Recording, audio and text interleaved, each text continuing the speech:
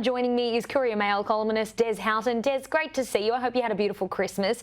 You've written an in-depth piece on Queensland's new leader. So how is David Crisafulli shaping up so far in your perspective? Oh, hi, Holly. This is today a stock take of what Crisafulli has achieved in the last few weeks that he's been in power, and it's pretty impressive. He's ended the sweetheart deals, the extortionate sweetheart deals with the unions that have added billions of dollars to the costs of public works. Well, so far he has.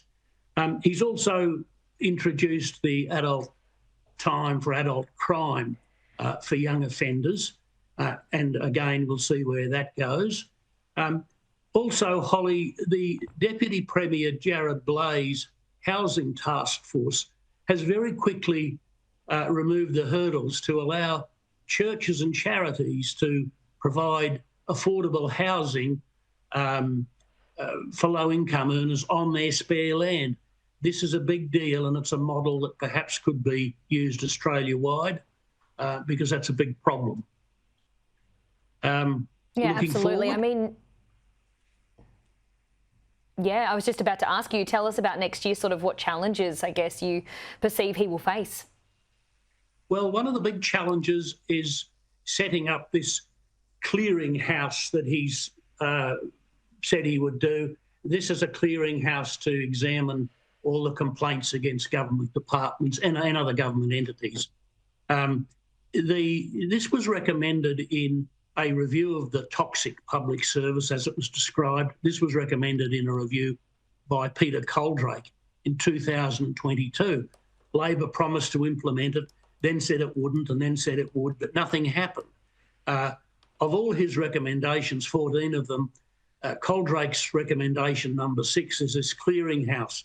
This is very important, Holly, because there are 75,000 complaints against government departments by Queenslanders every year, and they usually fall through the cracks. And people who are whistleblowers and have made public interest declarations are wondering what the hell's going on. Maybe we're about to find out.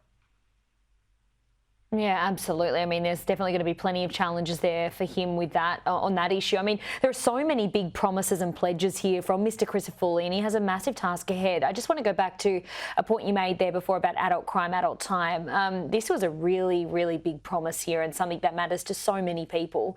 What can other state leaders, I guess, learn from Mr. Crisafulli's approach here, particularly on youth crime? I mean, Victoria could learn a lesson here, right?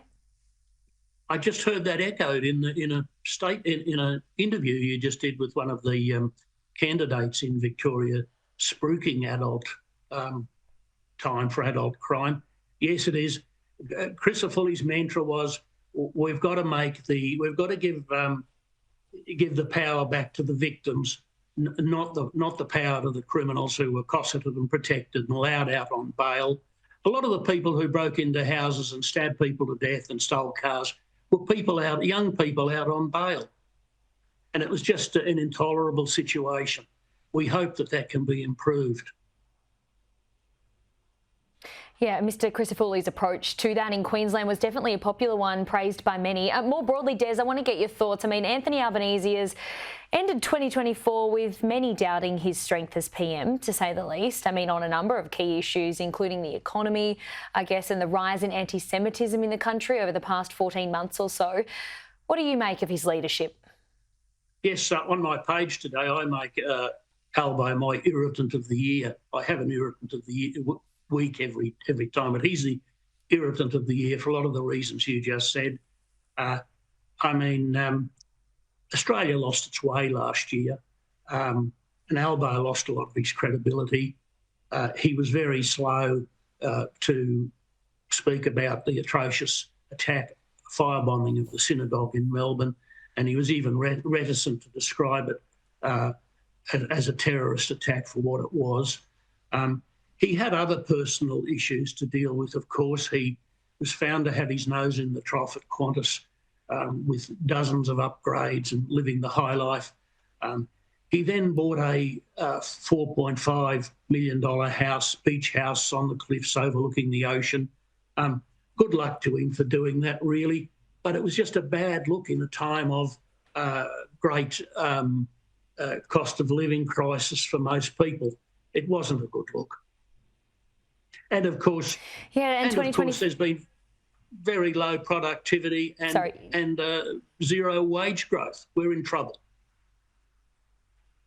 We are in trouble, and 2025 is going to be an interesting one on many different fronts, as it always is, though, Des, right? I'm hoping you get to have a break and enjoy bringing in the new year with your family and loved ones. Thanks so much for all your contribution on Sky News this year. We'll catch up with you next year.